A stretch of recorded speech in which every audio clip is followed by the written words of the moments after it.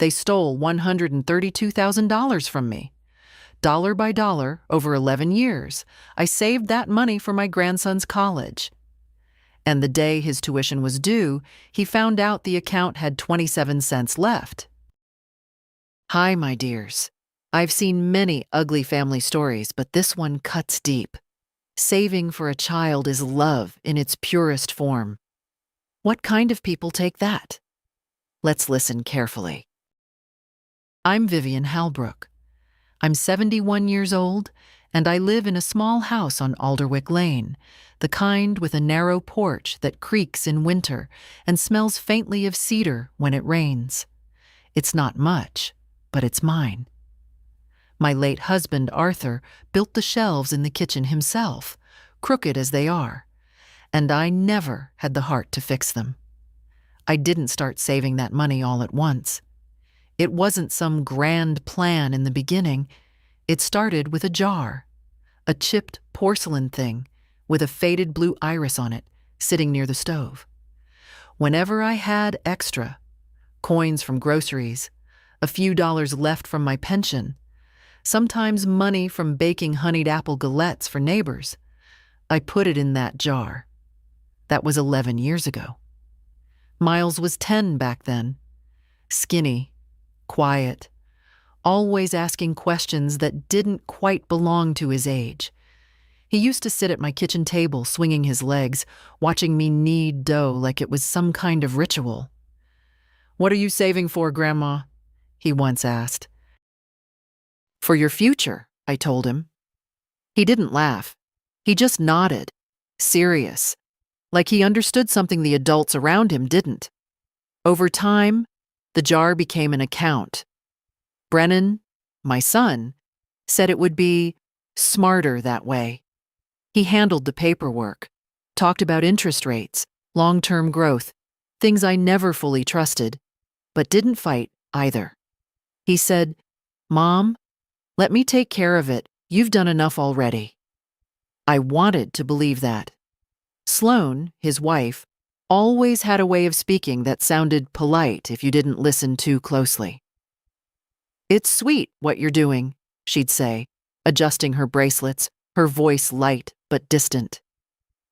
"Though college is so expensive these days, I hope you're not stretching yourself."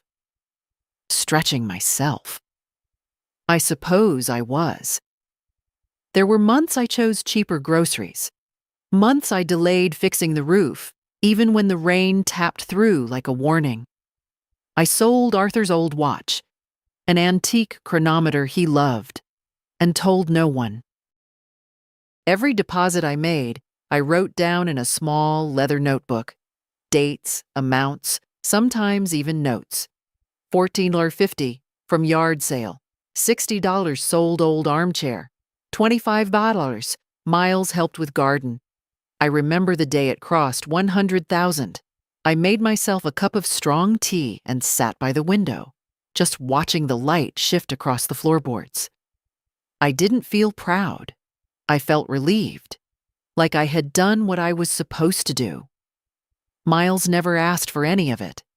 That's the thing people don't understand. He wasn't the kind of boy who demanded anything. When he got accepted into Westbridge University, he came to me with that letter in his hands, nervous like he'd done something wrong. "I don't know if I can afford it," he said. "You can," I told him. "You already can." He smiled then, not wide, not loud, just enough to show me that he believed me. That was a week before everything fell apart. The first crack didn't come from the bank. It came from Brennan. He stopped answering my calls. At first, I thought he was busy. He always claimed he was busy. Then I noticed something else. When he did answer, his voice was tight, rushed. "Everything's under control, Mom," he said. "Don't worry about the account." I hadn't even asked about it. That night, I stood in my kitchen, stirring a pot of lentil stew I wasn't hungry for, and felt something cold settle in my chest. Not fear, exactly. Something quieter. Like the moment you realize a door you thought was locked has been open the whole time. 2 days later, Miles called me, and that's when I heard the number. $0.27. I didn't believe him. At first, I didn't believe him. Not at first. I actually laughed, quietly, the way you do when something sounds too absurd to settle into your bones. Miles, sweetheart, you're probably looking at the wrong account, I told him, pressing the phone tighter to my ear as if clarity could travel through pressure. But he didn't laugh back. That's when I knew. Grandma, I'm in the financial office right now, he said. His voice had that tight, controlled edge people get when they're trying not to panic in public. They pulled it up with me. The account under your name. It says the balance is 27 cents. The number felt offensive. Not just wrong. Offensive. Like someone had taken something sacred and reduced it to a joke. Stay there, I said. Don't sign anything. Don't agree to anything. I'll call the bank. I hung up before he could answer. My hands were already moving, reaching for my handbag, pulling out the old notebook, the one with every deposit written in my careful script. 11 years of ink, 11 years of small, deliberate choices. I called Brennan first. Straight to voicemail.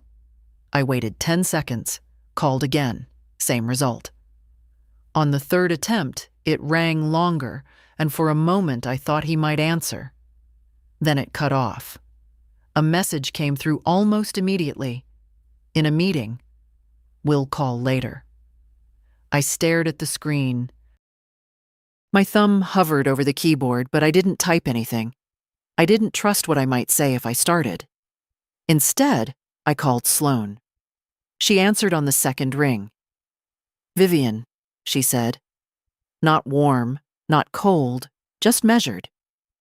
Is everything all right? No, I replied. I didn't bother softening it. Miles just told me the college account has 27 cents in it. There was a pause. Not a long one, but long enough. Well, she said, exhaling lightly, these things can happen. Banking errors aren't exactly rare. 11 years doesn't disappear because of a banking error, Sloane. Another pause. I could almost hear her adjusting something. Maybe her rings, maybe her patience. Vivian, she said, her tone shifting just slightly. You have to understand. Finances are complicated. Brennan's been managing that account for a long time. There may have been reallocations. Reallocations, I repeated. The word sat wrong in my mouth. For family needs, she added. Unexpected things come up. Repairs, medical expenses, obligations. I'm sure Brennan meant to replace anything he used. Used, not borrowed, not transferred. Used. That money wasn't his to use, I said quietly. It's all within the family, she replied, a hint of irritation slipping through now. And frankly, Vivian, Miles may need to consider more practical options. Westbridge is expensive.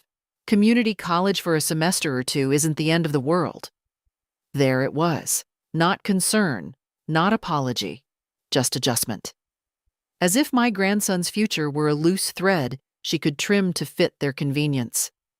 I see, I said. I'll have Brennan call you, she added quickly, as if closing a conversation she didn't want to be in anymore. Tell him not to bother, I replied, and ended the call before she could respond. The house felt different after that. Same walls, same furniture, same faint smell of cinnamon from the spice tin near the stove, but something underneath it had shifted, like a foundation quietly cracking. I went straight to the hallway cabinet where I kept my documents. Insurance papers, old tax returns, bank statements. Everything I'd been told was better organized if Brennan kept copies of it.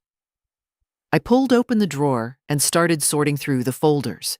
The education account file wasn't there. I checked again. Slower this time. Then a third time, pulling everything out, stacking papers on the floor, flipping through each one with growing precision. Gone. Not misplaced. Not buried. Gone. I sat back on my heels, the hardwood pressing cold through my skirt, and tried to remember the last time I'd seen it. Brennan had taken it, I realized. Months ago, maybe longer. He said he needed it for updating the account structure. I had signed something that day. I remembered the pen in my hand, the way he stood beside me, impatient but smiling. "Just standard forms, Mom," he said. "Nothing complicated." I didn't read them. That realization didn't come with a sharp pain. It came slowly, like a stain spreading through fabric. Quiet. Permanent. My phone buzzed again. This time, it was Miles. "Grandma?" he said the moment I answered. "They're asking if I want to set up a payment plan. I don't know what to tell them." I closed my eyes. For a second, I saw him at 10 years old again, sitting at my table, asking about the jar. "Tell them to give you until the end of the week," I said. "Just a few days." "A few days?" he repeated, uncertain.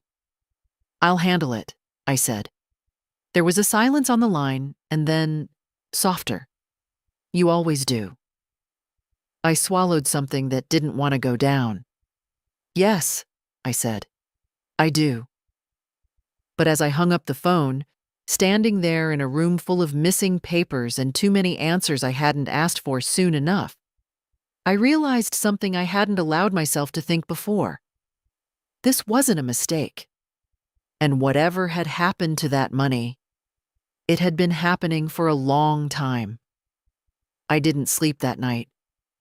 Not really. I lay in bed with my eyes closed, but my mind kept turning over the same details like a spoon scraping the bottom of an empty pot. Transfers. Missing papers. Signatures I didn't remember giving. Words like reallocation and family needs echoing in Sloane's voice. By morning, the house felt too small for my thoughts. I made tea out of habit, strong, black, the way Arthur used to like it, but I forgot to drink it. It sat on the counter, cooling beside the little porcelain jar that had started everything. I hadn't used it in years, but I never moved it. Some things deserve to stay where they began. At 9 sharp, I was out the door.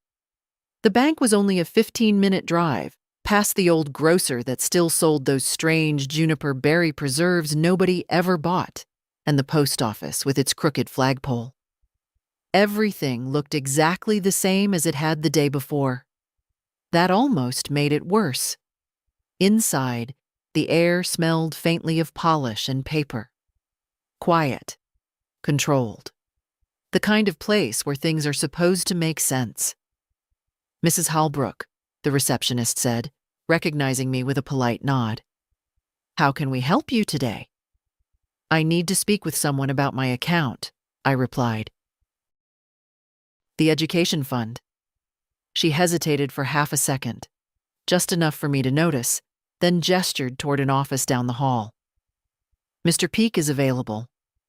Harlan Peake. I'd met him once or twice before. Careful man.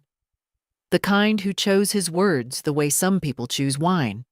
Slowly, deliberately, never too bold. He stood when I entered. "Mrs. Halbrook, please have a seat." I didn't waste time sitting. "My grandson's college account has 27 cents in it," I said. "I want to know why." He didn't look surprised. That told me more than anything else. "Mrs. Halbrook," he began, folding his hands neatly on the desk. "There have been a number of transactions on that account over the past several months."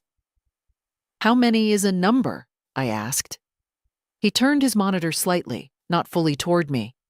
Just enough that I could see columns of figures, dates, amounts, lines and lines of them. My stomach tightened. These transfers, he continued, were authorized under linked access permissions. Whose permissions? I asked, though I already knew. Your son, Brennan Holbrook, is listed as an authorized user on the account. I felt something inside me go still. I never gave him permission to withdraw funds, I said. You did grant him extended access approximately 14 months ago, Harlan replied carefully. There are signed documents on file. 14 months. I tried to place it. Then I saw it. The memory sliding into place like a piece that had been turned the wrong way. A Sunday afternoon. Brennan at my kitchen table. Papers spread out between us. He'd been in a hurry, talking about streamlining and updating account privileges. Just sign here, Mom, he said. It'll make everything easier. I hadn't read it. I pressed my hand against the back of the chair to steady myself and finally sat down. What kind of transfers? I asked. Harlan hesitated. I can provide a summary.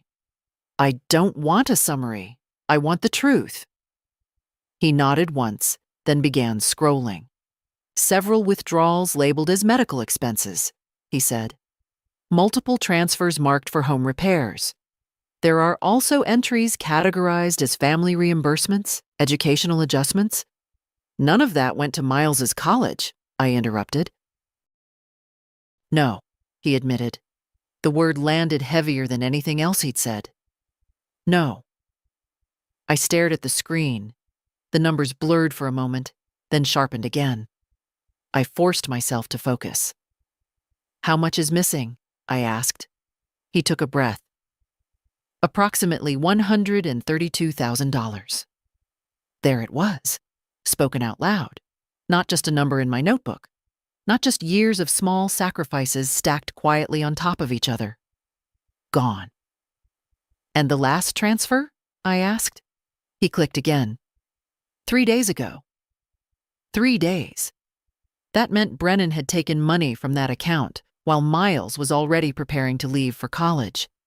While he knew the tuition deadline was approaching. While he knew. Can I get copies? I asked. Some, Harlan said. Due to the shared authorization, there are limits to what I can release immediately, but I can print transaction summaries and request full documentation. Do that, I said. My voice sounded steady, even to me. All of it. The printer in the corner started humming. Sheet after sheet slid out, each one carrying a piece of something I had built and someone else had dismantled.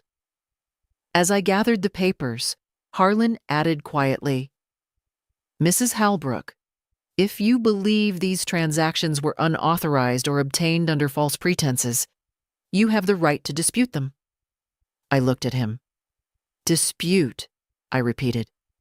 Yes, he said, and potentially pursue further action. Further action. For a moment, I thought of Brennan as a boy. 6 years old, standing in the yard with scraped knees, looking up at me like I could fix anything. That boy wasn't in this room. Thank you, I said, collecting the documents into a neat stack. As I turned to leave, Harlan spoke again. One more thing. There was a change of mailing address on the account about 9 months ago. I stopped. To where? I asked. He checked the screen. A business address. Holbrook Construction Services. Brennan's office. So the statements never came to me, not by accident. I nodded once and walked out. The sun felt too bright when I stepped outside. Too ordinary for what I was carrying in my hands. I sat in my car for a long minute, the papers resting on my lap. Names, dates, amounts, all of it neat, legal, documented, planned. My phone buzzed, a message from Brennan. We need to talk. Now. I stared at it. Then I looked back at the stack of papers. And for the first time since Miles called me, something inside me shifted. Not confusion, not fear. clarity. This wasn't something I needed to understand anymore. This was something I needed to stop. I didn't go home right away. Instead, I drove without thinking too much about where I was going, just following the road as it curved past the river and the old iron bridge with the rusted railings Arthur used to complain about. The stack of papers sat on the passenger seat beside me, heavier than it should have been. Paper doesn't weigh much, but evidence does. I parked near a small cafe I hadn't visited in years, the kind of place where the cups don't match and the menu still has handwritten corrections. I ordered coffee I didn't really want and sat by the window, spreading the documents out in front of me. Line after line. Dates I recognized, dates I didn't. Amounts that made my chest tighten. 5,000, 8,000, 12,000. There was one labeled roof repair reimbursement. I let out a short breath at that. My roof had leaked for months before I could afford to fix it. I had buckets in the hallway catching rainwater, while Brennan told me he was tight on cash. Another one. Medical emergency. I hadn't had a medical emergency. Not one that required thousands of dollars. The only time I'd been in a hospital recently was last winter, and I paid for that myself, sitting in a cold waiting room for 6 hours before they even looked at me. Then I saw one that made me stop completely. Educational adjustment, $90 to $200. I stared at it for a long time. That money was supposed to be for education, for Miles, not for whatever Brennan had decided counted as an adjustment. I reached for my notebook, the old leather one, and opened it carefully. My handwriting filled the pages, steady and consistent. Every deposit, every intention. There it was, $9,200, marked from 2 years ago. I had written a note beside it, from Arthur's watch. I remembered that day. I had held that watch in my hand for nearly an hour before selling it. It had weight to it. History. I told myself it would mean something more in Miles's future than it ever would sitting in a drawer. And Brennan had taken it. Not by accident. Not out of confusion. He had taken it and called it something else. I closed the notebook slowly. That was the moment something changed in me. Not anger. Anger is loud, messy. This wasn't that. This was quiet. Decided. My phone buzzed again. Another message from Brennan. Mom, stop ignoring me.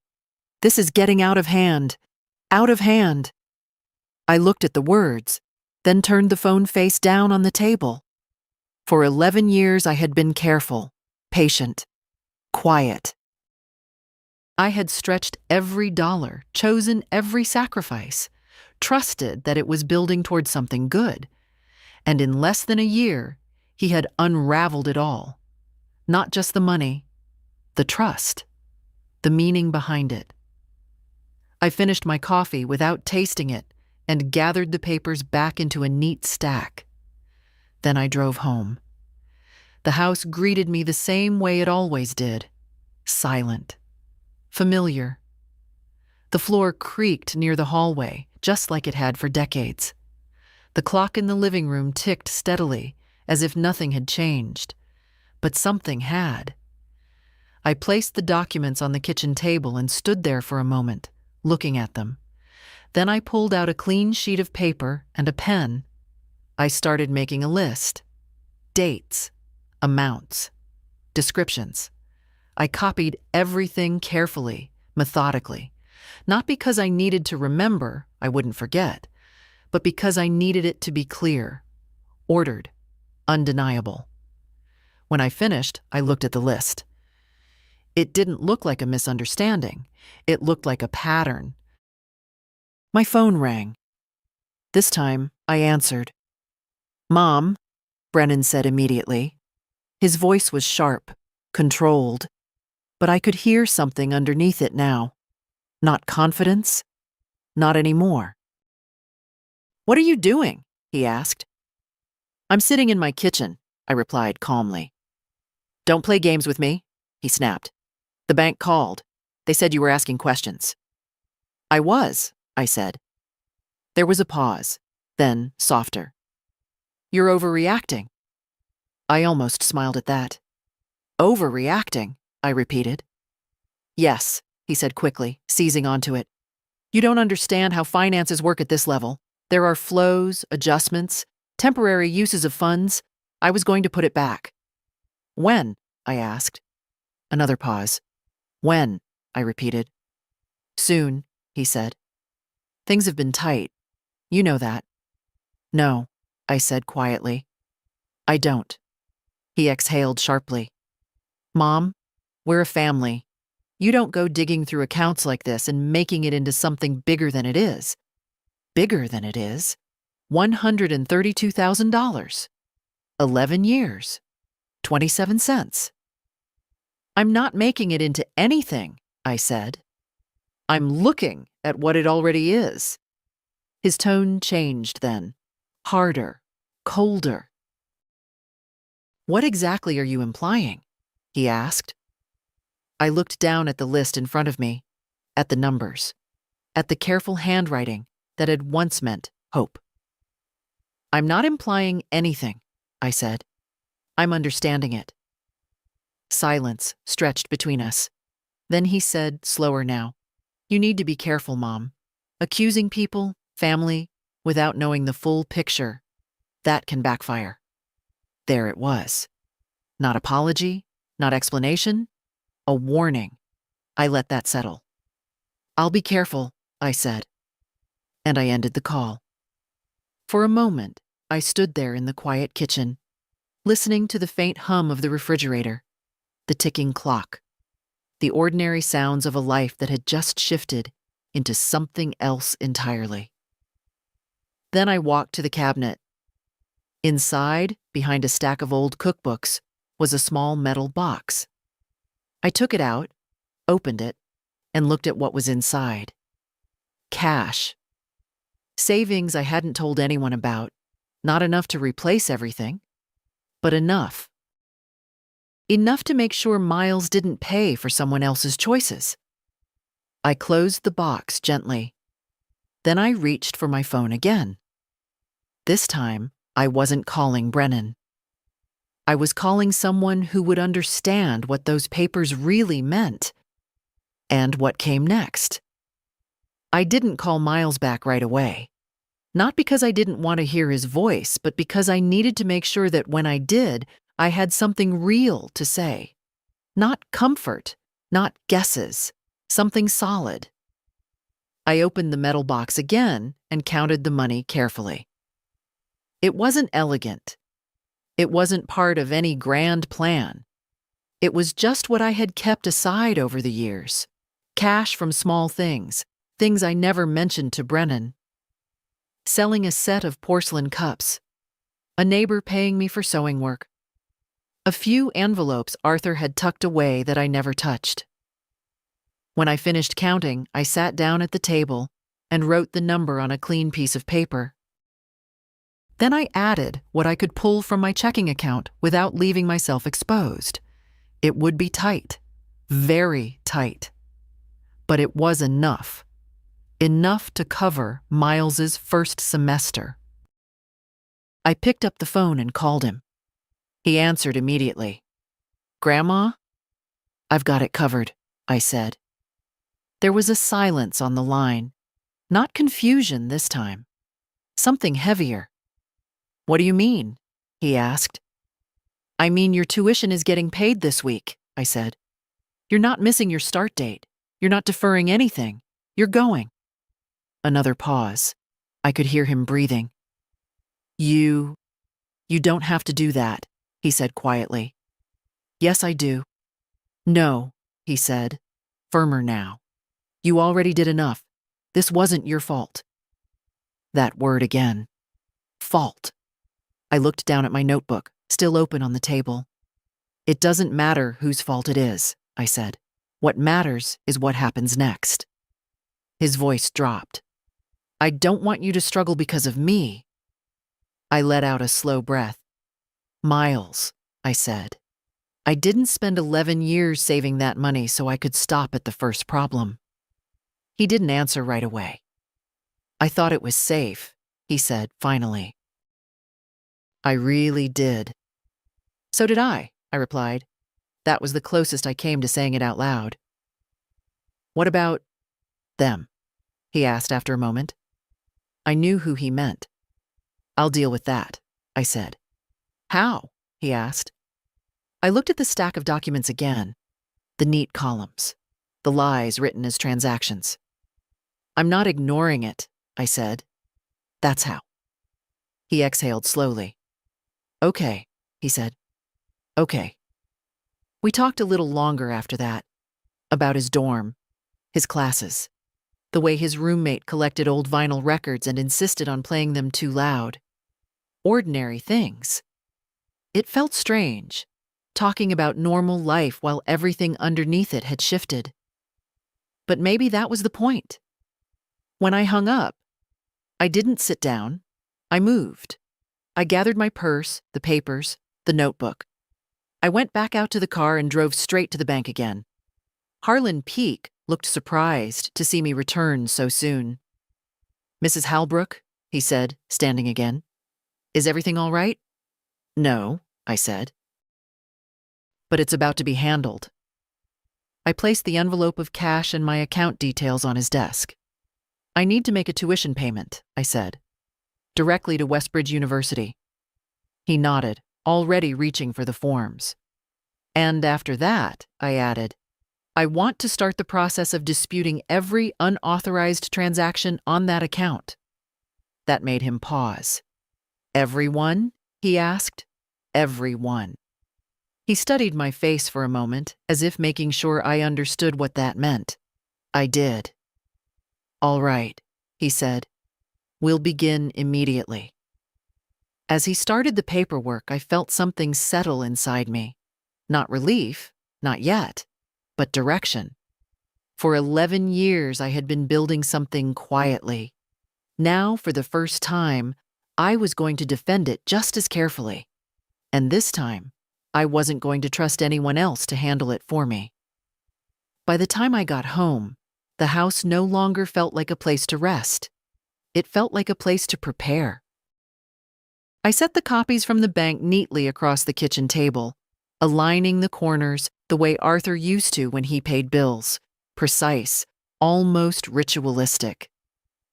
If you're going to face something unpleasant, he used to say, at least make it orderly. I added my notebook beside them. 11 years of entries, next to 9 months of theft. I didn't cry. I thought I might, at some point, but the tears never came. What replaced them was something quieter, sharper, a kind of attention I hadn't felt in years. I started at the beginning. 14 months ago, that's when Brennan got access.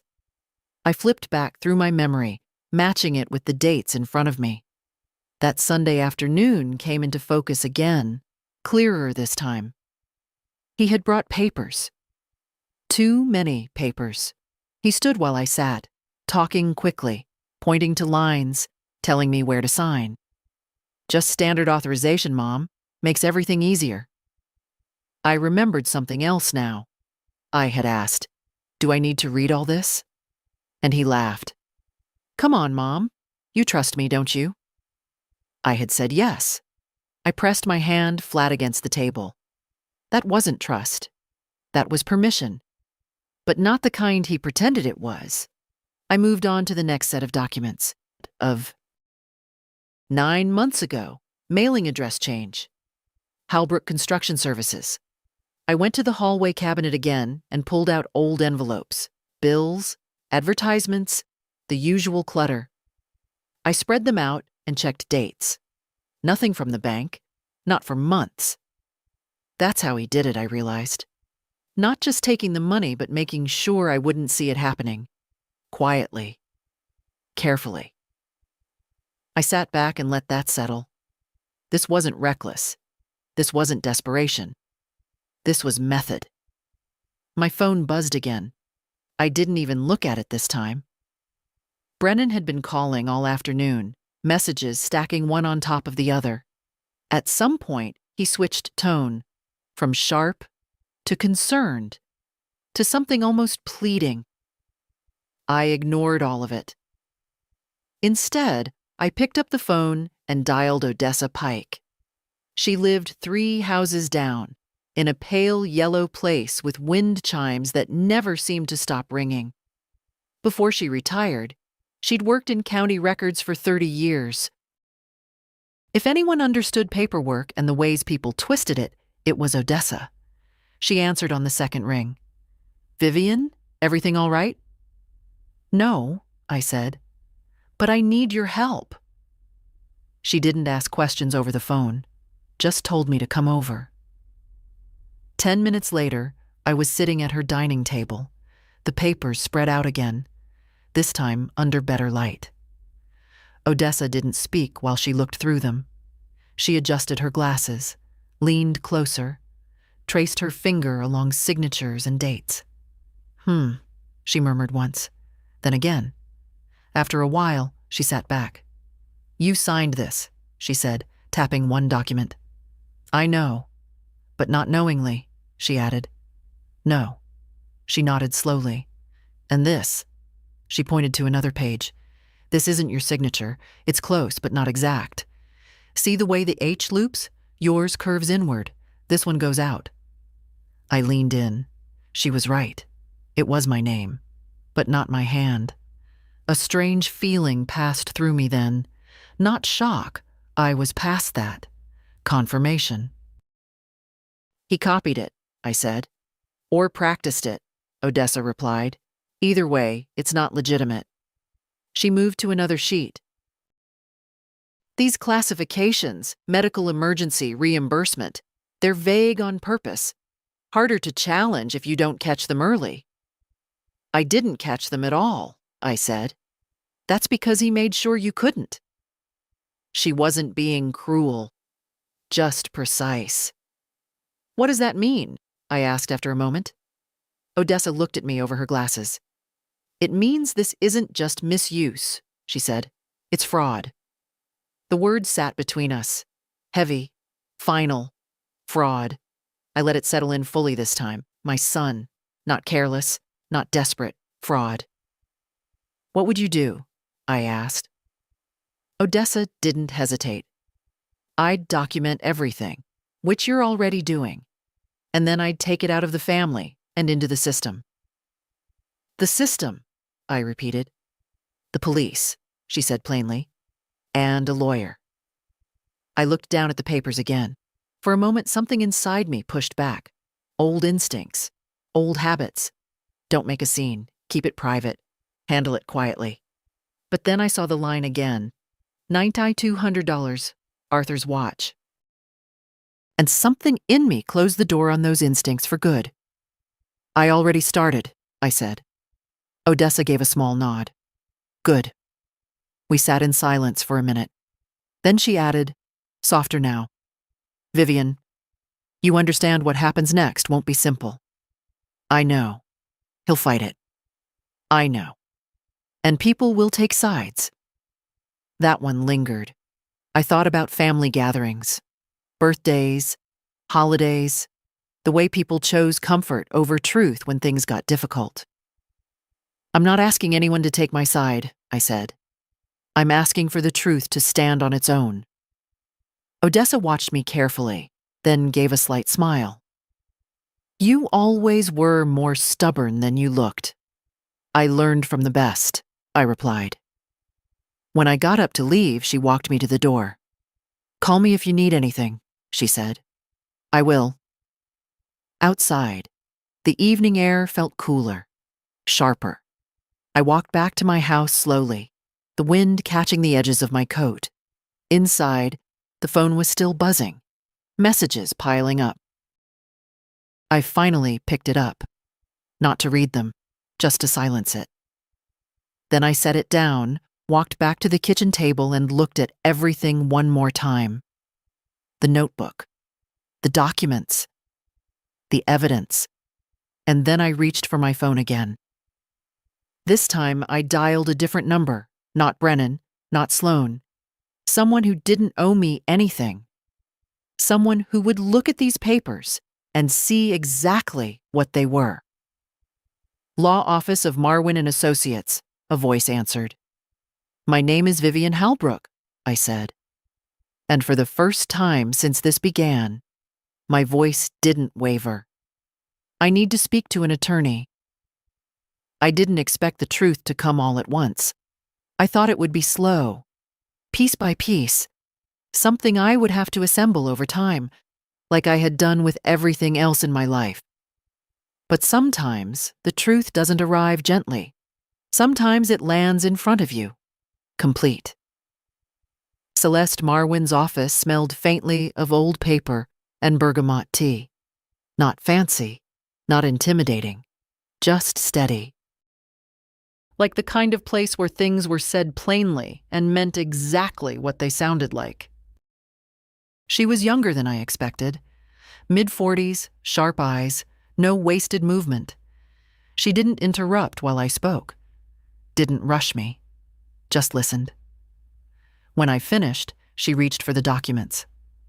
Let's take a look, she said. We went through them one by one.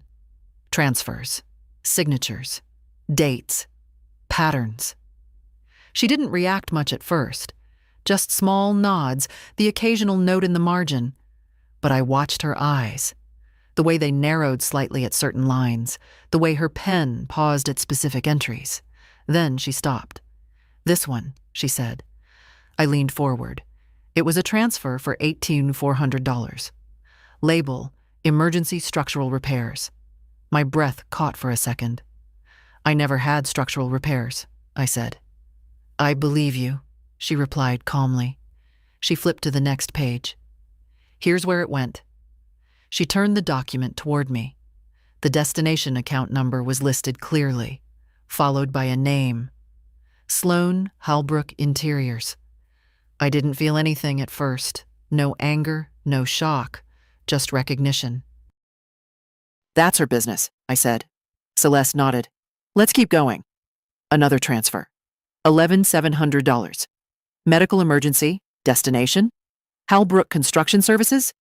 Brennan's company, then another, $6,200. Family reimbursement, same account, another $9,200. Educational adjustment. This one took me a second. Then I saw it. The receiving account wasn't Miles's college. It was a travel agency, a high-end one.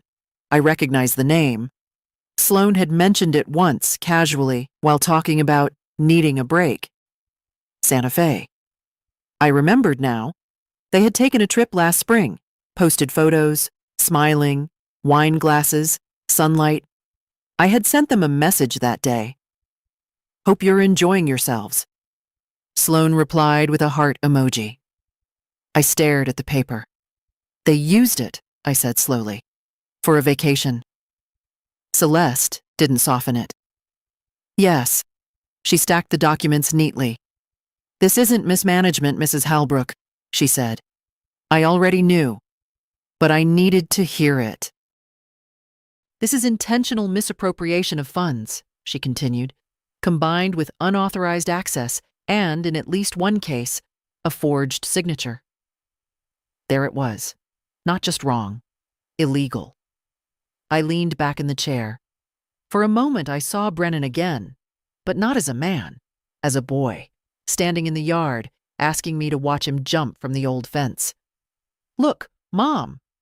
And I always did. I always looked. But somewhere along the way, I stopped seeing. How long? I asked quietly. Celeste glanced at her notes. First questionable transfer. 9 months ago, she said. But the structure, the access, the control that started earlier, this wasn't impulsive. It was set up. Set up. Not a mistake. Not a moment of weakness. A plan. I nodded once. I want to proceed, I said. With what specifically? She asked. I looked at the stack of papers again, at the notebook beside them, at 11 years reduced to columns and lies. I want everything documented, I said. Every transfer, every signature. Every account. That's already in motion, she replied. And I want it reported, I added. She met my eyes. You're certain? Yes. She held my gaze for a moment longer, measuring something. Then we'll file a formal complaint, she said, and coordinate with law enforcement. I took a breath. Slow. Steady. Do it. She made a note, then closed the folder. There's one more thing, she said. I waited. They will push back, she continued, emotionally, legally, socially. This won't stay contained. I know. They may try to frame this as a misunderstanding, she added, or claim you consented. I didn't. I know that, she said. But they'll say it anyway. I considered that. Brennan's voice echoed in my head. You need to be careful, Mom. I almost smiled. I'm not the one who needs to be careful anymore, I said. Celeste gave a small nod. All right. We stood. As I gathered my things, she handed me a copy of the key documents. Marked, highlighted, undeniable. Keep these with you, she said. And don't discuss details with them directly from this point on. I won't. Let us handle communication, she added. I paused at the door. Ms. Marwin, I said. Yes? For a long time, I began, choosing the words carefully. I thought staying quiet was the same as keeping peace. She didn't interrupt. I was wrong, I finished. She gave a slight, understanding nod. Most people learn that the hard way, she said. Outside, the air felt different again. Not lighter, not yet, but clearer. Like the fog had finally lifted and what remained, no matter how unpleasant, was at least visible. I walked to my car, the documents held firmly in my hand. Halfway there, my phone buzzed. I looked at the screen. Brennan, calling again. I let it ring, and for the first time since this began, I didn't feel the urge to answer. Because now I knew exactly what this was, and more importantly, what it wasn't. It wasn't family, not anymore. The detective didn't look like what people imagine. No sharp coat, no dramatic entrance. Just a woman in her late 30s, hair pulled back, eyes that didn't miss much. Detective Mara Whitsett introduced herself at my front door like she was stepping into any ordinary conversation. Mrs. Halbrook? She said. Yes. Do you have a few minutes? I do. I let her in. We sat at the kitchen table, the same one where Miles used to do his homework, where Brennan once signed school forms, where I had signed things I didn't read. I placed the documents in front of her without ceremony. This is everything I have, I said. She didn't rush. She went through it carefully, the way Celeste had, but differently. Less legal, more practical, like she was mapping something. How long have you suspected this? She asked. Since 3 days ago, I said. Since my grandson called me about the account. And before that? I didn't suspect anything.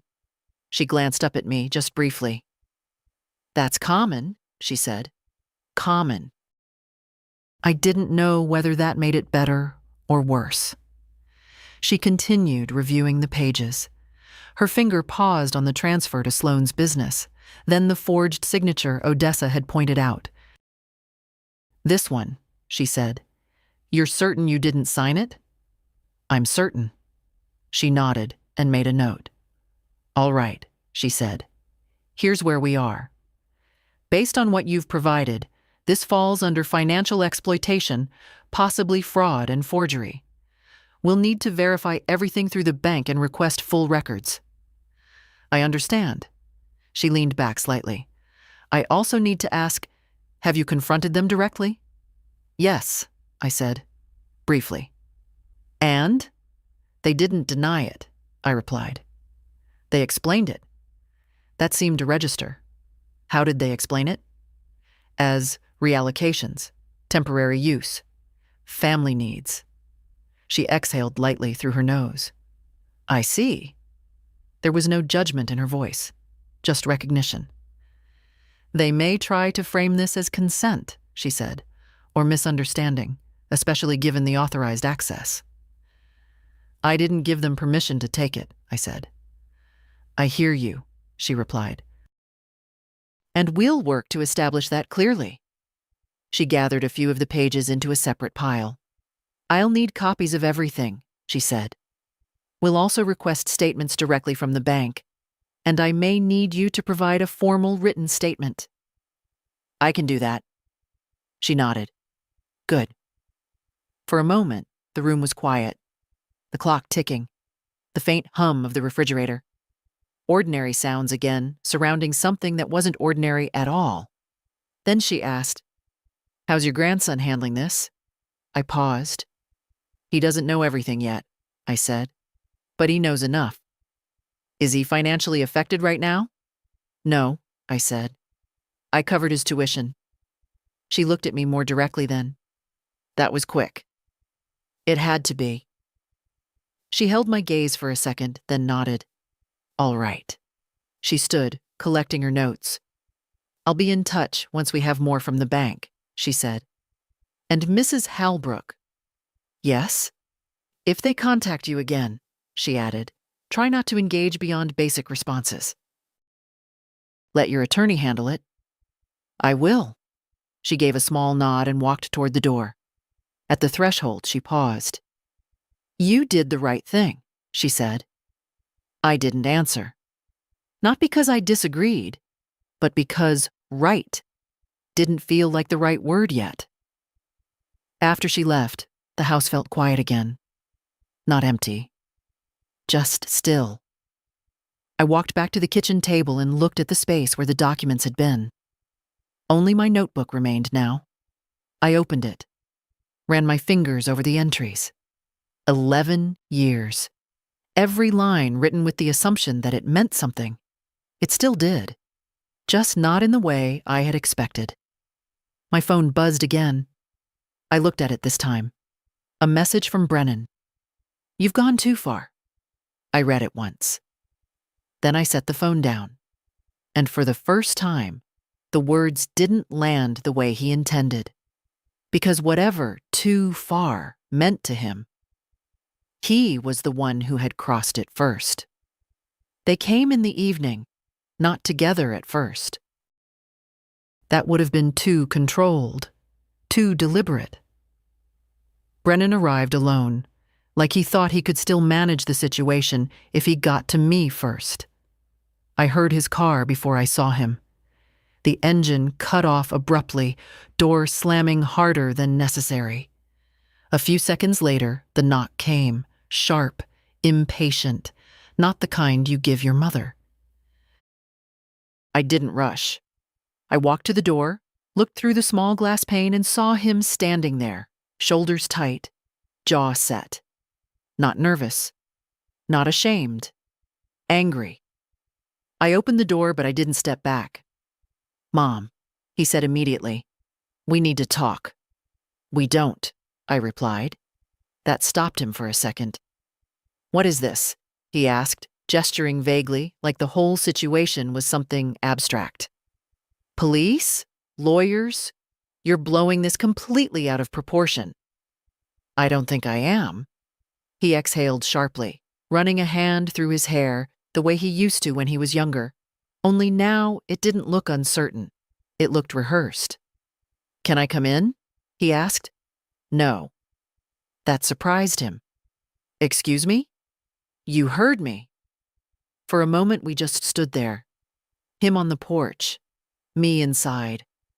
The door between us doing more than just keeping out the evening air. Mom, this is ridiculous, he said, lowering his voice. You're making a scene. The neighbors? I'm not the one who made a scene, I said quietly. Something flickered across his face then. Not guilt, something closer to irritation. You don't understand how this looks, he said. I understand exactly how it looks. Another silence.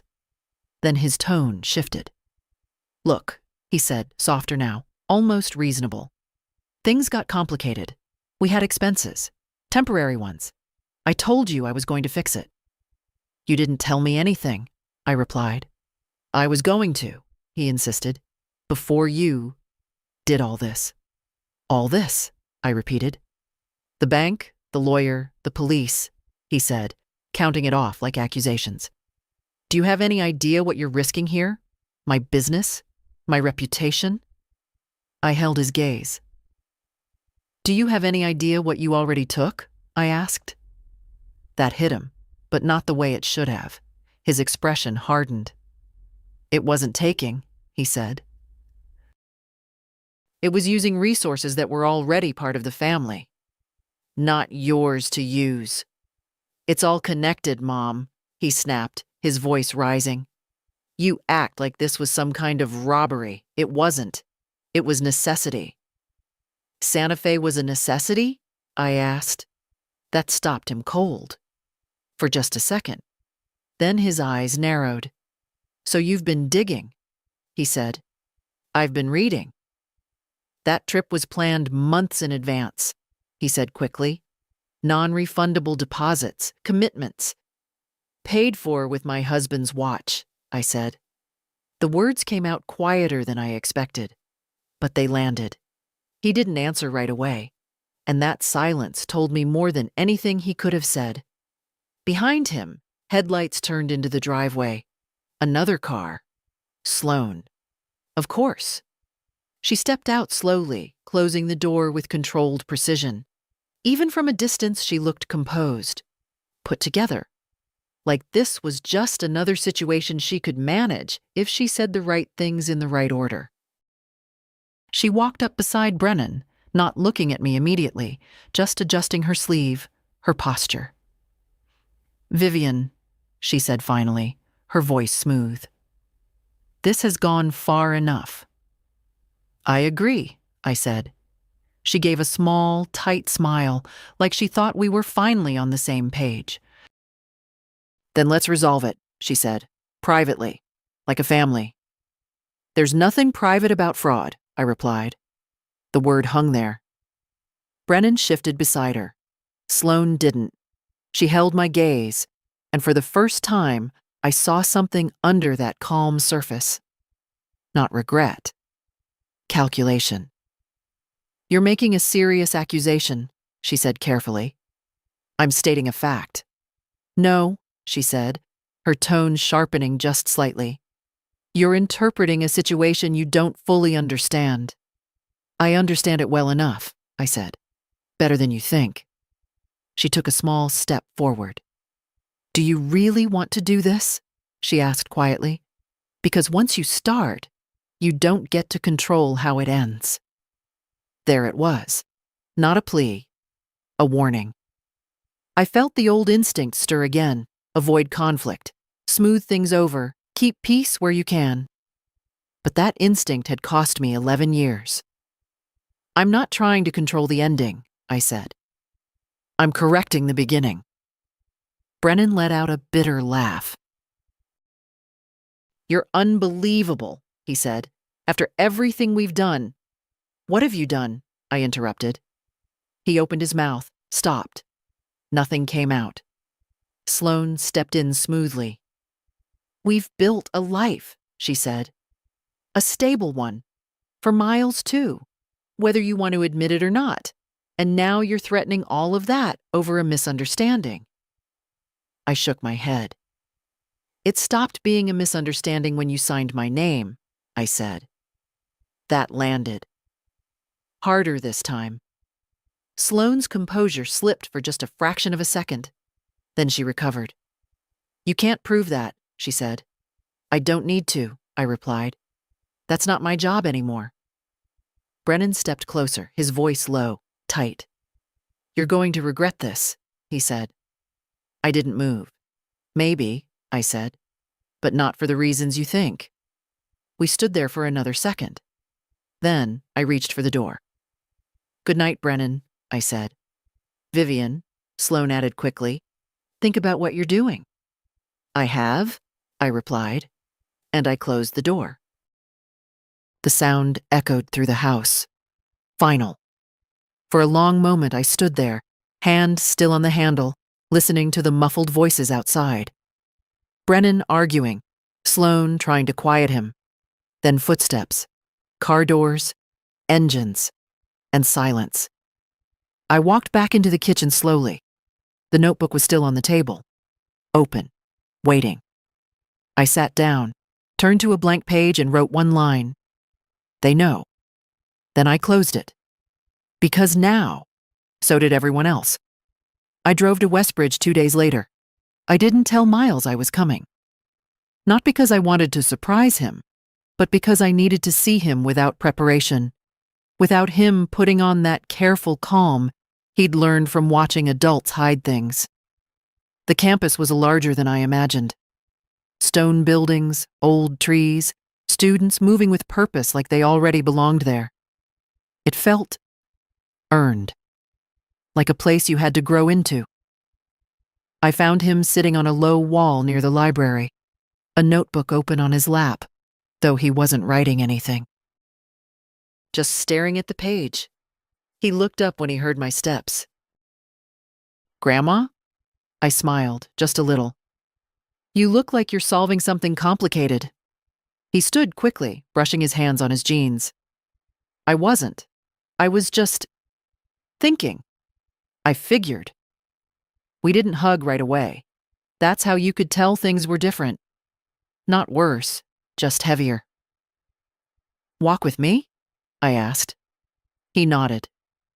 We moved slowly across the courtyard, past students talking, laughing, carrying backpacks filled with futures that hadn't been interrupted. I talked to the financial office, he said after a moment. They said the payment went through. It did. He glanced at me. You really covered all of it? Yes. His jaw tightened slightly. I'll pay you back, he said. No, you won't. He frowned. Grandma, you'll use it the way it was meant to be used, I said. That's enough. We walked a few more steps in silence. Then he said, quieter now. I talked to them. I didn't react right away. And? I asked. He let out a breath. They said it was temporary, he said. That they were going to fix it before I noticed. I nodded once. That's what they told me too. He looked down at the ground as we walked. I asked where the money went, he added. Dad got defensive. That sounds familiar. He said it was used for family stability, Miles said, his voice tightening slightly. I asked him how that included my tuition account, having 27 cents. I stopped walking. Miles stopped too. And what did he say? I asked. Miles let out a short, humorless breath. He said I was being ungrateful. The word hung there, ungrateful, for wanting his own future. I studied his face. He wasn't angry the way Brennan had been. He was disappointed. That's not your word, I said. That's his. I know. We started walking again. I also asked him about the signatures, Miles continued. He said you gave permission, that you just didn't remember everything you signed. I felt something cold settle again. But this time, it didn't shake me. It clarified things. And what do you think? I asked. He didn't hesitate. I think that's not true. Simple, clean, enough. We reached a bench under a large oak tree and sat down. Students passed by, conversations blending into a quiet background noise. Are you really going through with it? Miles asked after a moment. With what? The police, the lawyer, all of it. I looked out across the campus. I already have, I said. He nodded slowly. Does that mean? He started, then stopped. That they'll be in trouble? I finished for him. Yeah. I took a breath. It means the truth is being looked at properly, I said. What happens after that isn't something I control. He leaned back slightly, processing that. I don't want to lose them, he said quietly. I know, But I don't know how to. He trailed off, searching for the right words. Be okay with what they did. You don't have to be, I said. He looked at me. You can love people, I continued, and still refuse to excuse what they've done. He nodded, slowly. That feel complicated? It is. We sat in silence for a while. Then he said, almost to himself, they also asked me to sign something. I turned to him. What kind of something? Student loan forms, he said. A while back. Said it was just in case. I didn't read all of it. When was this? A few months ago. I felt the pieces shifting again, quietly, but clearly. Do you still have those documents? I asked. I think so, he said. They emailed them. I need you to send them to me, I said. He nodded immediately. Okay. We stood up. I should get back, he said. I've got orientation in an hour.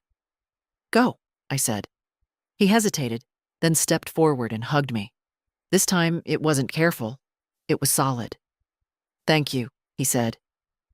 I rested my hand briefly on his shoulder. Just do something with it, I replied.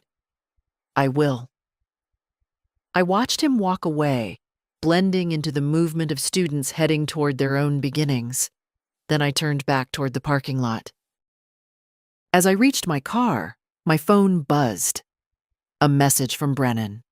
We need to fix this before it gets worse. I looked at the words. Then I thought about what Miles had just told me. The loan forms, the pressure, the pattern. And for the first time, I understood something that hadn't been clear before. This wasn't just about what they had taken. It was about what they were still trying to take. I unlocked the car, sat down, and placed my hands on the wheel. Then I picked up my phone, not to answer Brennan, but to forward Miles's message. To Celeste. Because whatever this was becoming, it wasn't finished yet. Celeste called me the next morning, not a message, not an email, a call. That alone told me enough. I reviewed the documents your grandson sent, she said without preamble. You were right to forward them. I stood by the kitchen window, watching a pair of sparrows fight over something invisible in the grass. What are they? I asked. Pre-approval forms, she said. But not standard ones. These include authorization clauses that would allow co-signers to access and redirect funds under certain conditions. Co-signers, I repeated. Yes. And Miles signed them? Not fully, she said. There are sections left incomplete, but his signature is present where it matters. I closed my eyes for a second. And Brennan? I asked. Listed as primary guarantor, she replied, which gives him leverage. Control, in some cases. Of course it did. It always came back to control. What does that mean? I asked. It means, she said carefully, they weren't just taking from the existing account. They were preparing a way to access future funds as well. Loans, aid, anything tied to Miles's name. I let that settle. Not just what they had taken, what they had planned to take next. Can we stop it? I asked. Yes, she said, but we need to act quickly. I'll draft a notice to revoke any unauthorized financial authority linked to those documents. And we'll notify the institution directly. Do it. I already started. That didn't surprise me. Also, she added, Detective Whitsett contacted me this morning. The bank has confirmed irregularities. They're releasing full transaction logs. Good. There's more, she said. I waited. They attempted a private loan application in Miles's name 2 weeks ago. It was flagged and stalled due to incomplete verification. I didn't feel shock anymore, just a steady, cold understanding. They were going to replace the money, I said slowly. With his debt. That appears to be the direction. Yes. I opened my eyes and looked out at the yard again.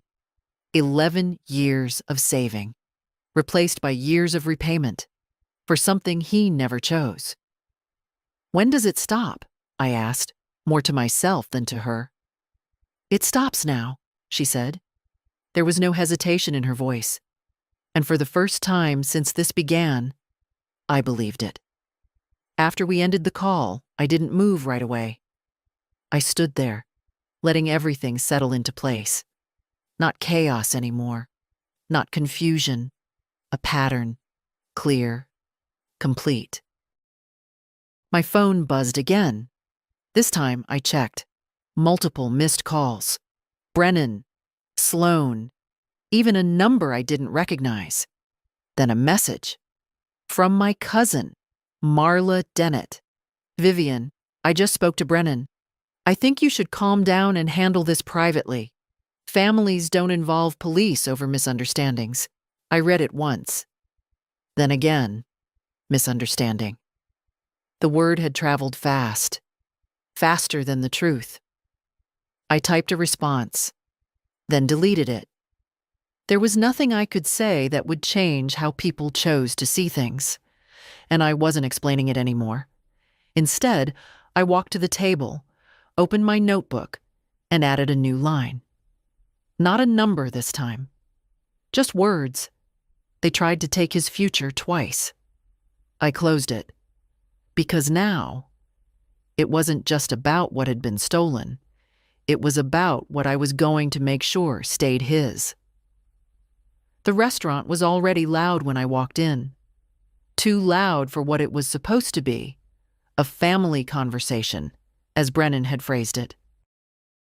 But noise has a way of hiding tension, and I could feel it the moment I stepped inside. They had chosen the place carefully. Polished wood tables, low lighting, the kind of menu where nobody ever looks at the prices out loud. Neutral territory, but controlled. Public enough to discourage a scene, they were already seated. Brennan, Sloan, Marla, 2 other relatives I hadn't seen in months, all watching the door, waiting. I didn't hesitate. I walked straight to the table and took the empty chair without greeting anyone. Vivian, Marla started, her voice already carrying that tone. The one people use when they think they're being reasonable. We're glad you came. I think we can all agree this has gone far enough. Yes, I said calmly. It has. Brennan leaned forward immediately.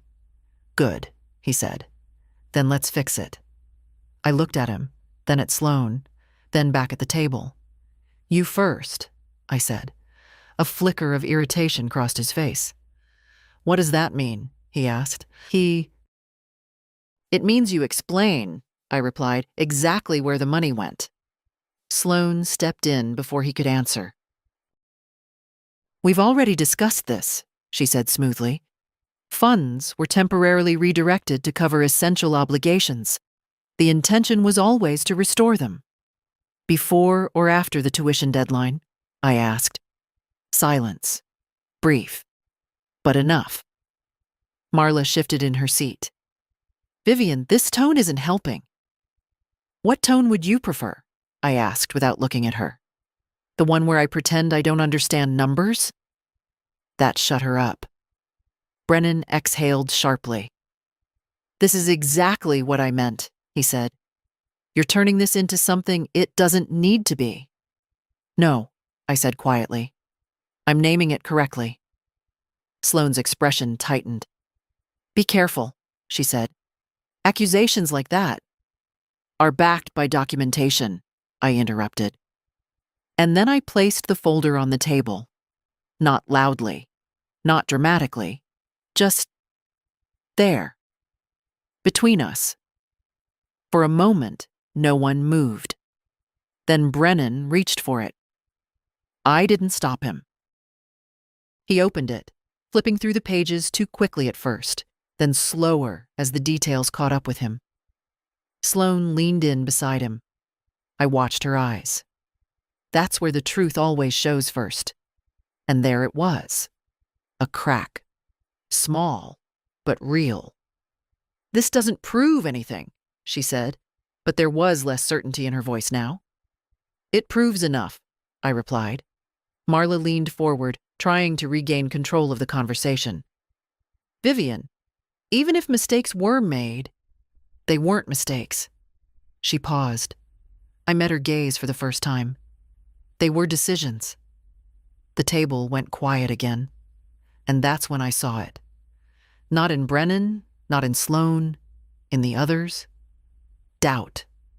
The kind that doesn't speak right away, but doesn't go away either. Brennan closed the folder harder than necessary.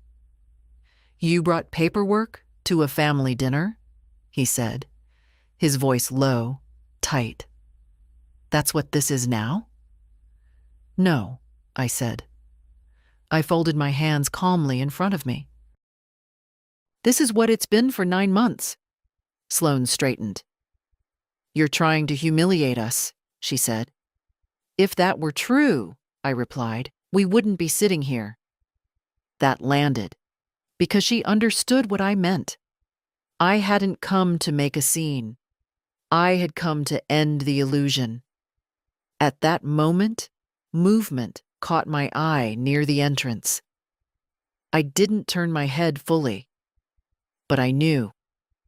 Right on time. The room's tight now. Everyone feels it. If I were in Vivian's place, I'd let the lawyer speak and stay silent.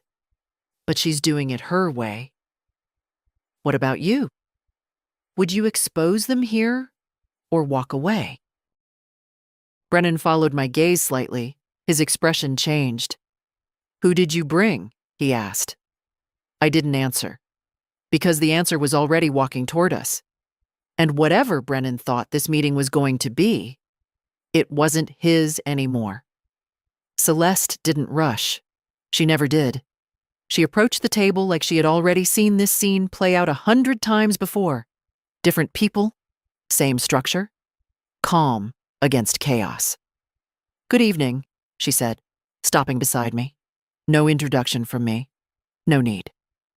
Brennan stood halfway, uncertain whether to stay seated or assert something that no longer belonged to him. "And you are?" he asked. "Celeste Marwin," she replied evenly. "Counsel for Mrs. Halbrook." That changed the air.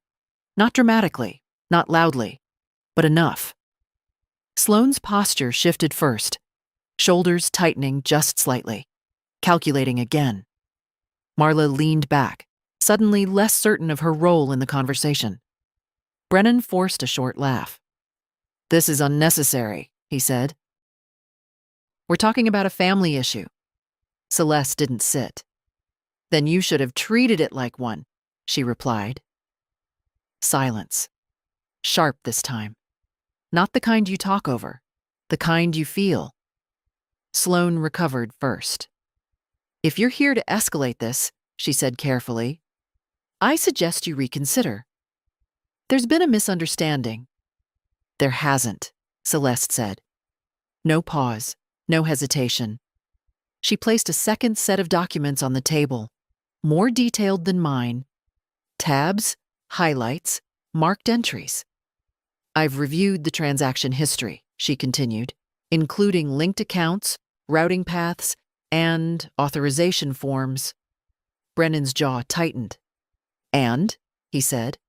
"And," she replied, "multiple transfers from Mrs. Halbrook's account were directed to entities under your control."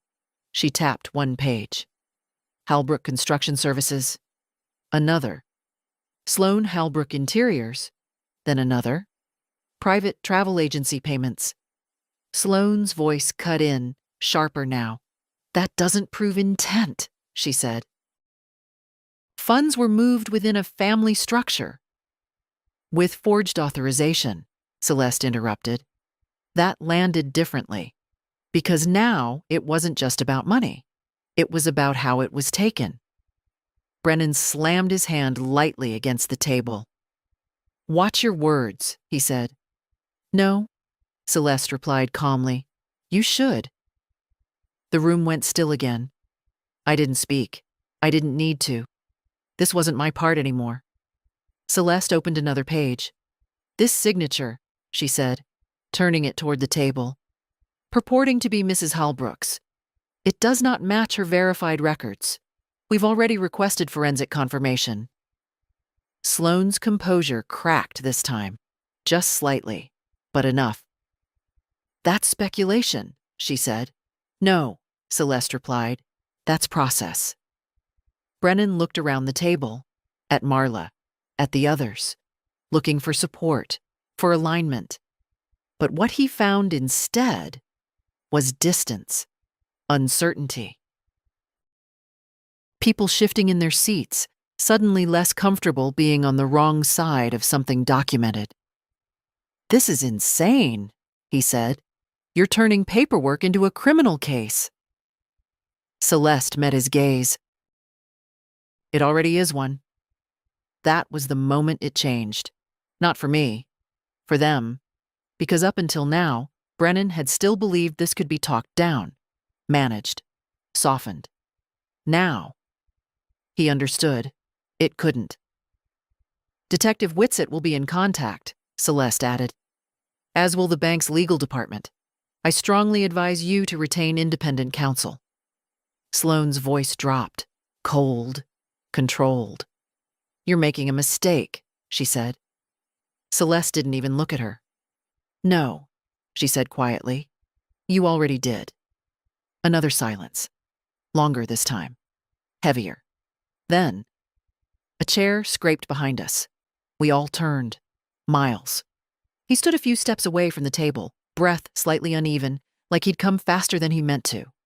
His eyes moved from Brennan, to Sloane, to me, then to the documents. What is this? He asked. No one answered immediately, because now, there was no version of the story left that could protect them. Brennan stood. Miles, this isn't... Don't, Miles said. Not loud, but firm. Enough to stop him. He stepped closer to the table, looking down at the papers, at the numbers, at the names. Then he looked back at his father. You used it, he said. Not a question, a statement. Brennan opened his mouth, closed it. Sloane tried instead. We were going to fix it. With what? Miles cut in. More loans in my name? That hit. Hard, because now it wasn't just exposed, it was understood. Completely. Brennan's voice dropped. We did what we had to do, he said. Miles stared at him for a long second, then nodded once. Yeah, he said quietly. I see that now. And just like that, whatever was left between them shifted. Not broken, not yet, but no longer the same, at all. No one tried to stop him when Miles stepped back. That's what I remember most. Not the words, not the documents, not even Brennan's face, tight with something he couldn't control anymore. It was the space. The way it opened around Miles as he moved away from the table, like everyone understood all at once, that whatever came next belonged to him. Are you coming? He asked me. I didn't hesitate. Yes. I stood, calm, steady, and picked up nothing from the table. Not the documents, not the folder. Those were no longer mine to carry. Celeste gathered them instead. Brennan looked between us, something frantic breaking through his control. So that's it? He said. You're just walking out? I turned to him. That ended before we walked in, I said. Sloane leaned forward, her voice lower now, stripped of polish. You're making this irreversible, she said. I held her gaze. You already did. That was the last thing I said to them. Miles and I walked out together. No one followed. Outside, the air felt colder than before. Not harsh, just honest. The kind that doesn't pretend to be comfortable. We didn't speak until we reached the car. Miles stopped by the passenger door, his hand resting on the handle, but he didn't open it. I didn't think they'd actually, he started, then shook his head. I don't even know what I thought. I nodded. That's because you trusted them, I said. He let out a breath. Yeah. Silence again, then quieter. What happens now? I considered that, not the legal steps, not the process Celeste had already set in motion. Something else. They deal with what they did, I said, and we decide what we do with what's left. He looked at me. What's left? He asked. I met his gaze. Us, I said. That seemed to settle something in him. Not fix it, but steady it. We got into the car. The drive was quiet at first. Streetlights passing in steady intervals, reflections sliding across the windshield. After a while, Miles spoke again. Dad's going to try to talk to me, he said. I know. I don't know what I'll say. You don't have to know yet, I replied. You just have to not lie to yourself when you do. He nodded slowly. That makes sense. We drove a little further. I'm not choosing sides, he said after a moment. I didn't ask you to. I know, he said. But I need to say it. That's fair. He looked out the window. I just can't pretend this didn't happen. That's the only rule that matters, I said. When I dropped him back at campus, he didn't get out right away. Grandma? He said. Yes? You didn't hesitate, he said. Back there. No. Why? I thought about it for a second, then answered honestly. Because I already spent 11 years being careful, I said. This part wasn't about being careful. He nodded. Okay. He opened the door, then paused. I'll call you tomorrow, he added. I'll be here. He stepped out, closed the door, and walked toward the campus buildings, slower than before, but not uncertain. Just aware. I watched him until he disappeared into the light. Then I drove home. The house was quiet when I walked in. Familiar again, but different. Not because anything had changed inside it, because something had changed in me. I didn't go to the kitchen right away. I went to the living room, to the small shelf where Arthur's photo stood. I looked at him for a moment. They won't touch it again, I said quietly. Not the money, not the future, not anything that mattered. Then I turned off the light, went to the kitchen, and poured myself a cup of tea. This time, I drank it, all the way to the bottom. Because whatever came next, I was ready for it. The calls didn't stop. For a few days, they came in waves. Brennan first, then Sloan, then numbers I didn't recognize. Messages layered on top of each other, changing tone every few hours. Anger, then urgency, then something softer, almost pleading. I didn't answer any of them. Not because I wanted to punish them, because there was nothing left to say that hadn't already been said, with documents, with signatures, with silence where truth should have been. A week later, Celeste called again. It's moving forward, she said. The bank has confirmed unauthorized withdrawals and discrepancies in authorization. The detective has filed preliminary charges. There will be formal proceedings. I stood at the same kitchen window I always did. Same yard, same trees, different weight behind everything. All right, I said. There may be restitution, she added, but it will take time. It's not about the money anymore, I replied. I know, she said, and she did. After that, things became quieter, not easier, but clearer. Relatives stopped calling as much. The ones who believed Brennan's version disappeared. The ones who didn't know what to say. That was fine. I wasn't waiting for anyone to understand. Miles called every Sunday, not out of obligation, not out of guilt, because he wanted to. He told me about classes, about a professor who spoke too fast, about late nights in the library and a girl named Lila who corrected his essays without asking. Normal things. Important things. One afternoon, he sent me a photo. Him standing in front of an old stone building, backpack over one shoulder, Arthur's keychain still clipped to the zipper. First midterm's done, the message said. Did all right. I looked at that picture for a long time. Not because of the grades, because he was still there, still moving forward, untouched by what they tried to take. Brennan sent one last message. Not angry this time. Can we talk? Just us. I read it, then set the phone down. Some doors don't close loudly. They just stop opening. A few months later, Celeste finalized everything. The trust for Miles, protected, independent, untouchable. My accounts, locked down properly this time, with no shortcuts, no assumptions.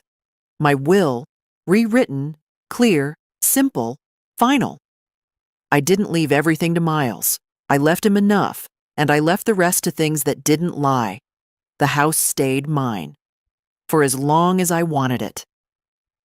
One afternoon, I went to an estate sale across town and bought something completely unnecessary. An old brass samovar.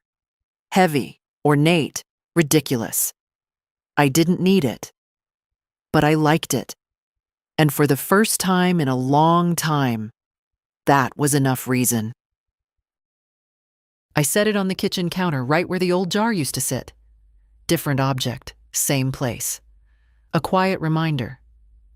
I made tea that evening. Slowly, carefully. The way I always had. But this time, there was no weight behind it. No quiet calculation. No hidden cost. Just tea. Just me. I'll say it plainly. I wouldn't have waited as long as Vivian did. I'd have locked everything the moment I felt something was off. But she did something harder. She stopped it fully, even when it meant breaking her own family. If you were in her place, what would you do? And if you made it this far, subscribe, like, and tell me your answer in the comments.